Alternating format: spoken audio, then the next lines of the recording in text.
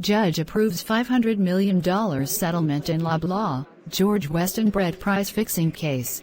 Some Canadian shoppers may soon receive cash from a class action lawsuit that accused Loblaw Cause Limited and its parent company George Weston Limited of engaging in an industry-wide scheme to fix the price of bread. Ontario Superior Court Judge Ed Morgan approved a $500 million settlement in the case on May 7, saying the money put forward by the grocery companies was an excellent and fair result for all concerned. It is in the best interests of the class as a whole, he said in a written decision. In my view, it falls squarely within the zone of reasonableness. The settlement he approved includes a combined $404 million to be paid by Loblaw and George Weston.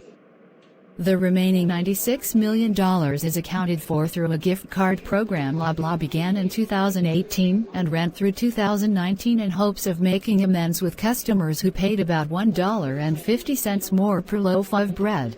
Once legal fees and other court expenses are paid, 78% of the funds will be allocated to shoppers in Ontario, with the remaining amount headed for people in Quebec. Customers who bought bread between January 2001 and December 2021 and did not previously take a gift card from Loblaw will eventually receive up to $25. If there is still money left over after that distribution, funds will be divided among anyone who claimed the gift card. Morgan's decision ends one chapter in a saga that has lobbed allegations at the country's biggest grocers, including Metro, Sobeys, Walmart Canada, Canada Bread and Giant Tiger. While these players have denied their participation in an alleged scheme to coordinate the price of bread back to 2001, Loblaw and George Weston told the Competition Bureau they were part of the practice in 2015. Their admission wasn't publicized until 2017. They then offered a $25 gift card to try to compensate customers, but shoppers weren't appeased, and in December 2019, a Quebec class action was filed against them and the other grocers. A Quebec court will hear arguments around whether to accept the Loblaw and George Weston settlement on June 16. The Ontario class action was filed by Strasbourg Wingfield Sasso LLP in December 2021, but only reached its $500 million settlement last year. The parties do not have to do much to convince me that the litigation has been hard-fought on all sides, Judge Morgan said in his decision.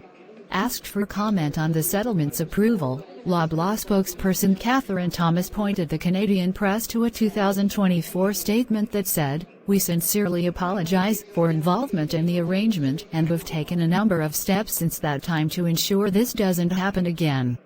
We know we have more to do to regain the trust of our customers, and we are committed to doing that," the statement said. A George Weston spokesperson did not immediately respond to a request for comment. The agreement they put forward resolves all national bread price fixing claims they faced or could face and includes assurances that they will cooperate with claims being pursued against the remaining grocers who did not offer a settlement. The offer Loblaw and George Weston made garnered 4 objections and 475 opt-outs, which Judge Morgan said are very small numbers in view of the estimated 20 million plus class members. No one who objected to the settlement appeared in court to explain their views, but a review of their written submissions showed they were fighting the settlement because they would like more money, Morgan said. None of the objectors chose to speak at the hearing of the settlement motion, but a review of their written objections indicates that they have no principled grounds for objecting to the settlement other than that they would like more money, Morgan wrote. While I sympathize with that sentiment, I am not in a position to compel that the settlement fund be increased, nor am I inclined to reject the settlement based on a small handful of class members who would like more.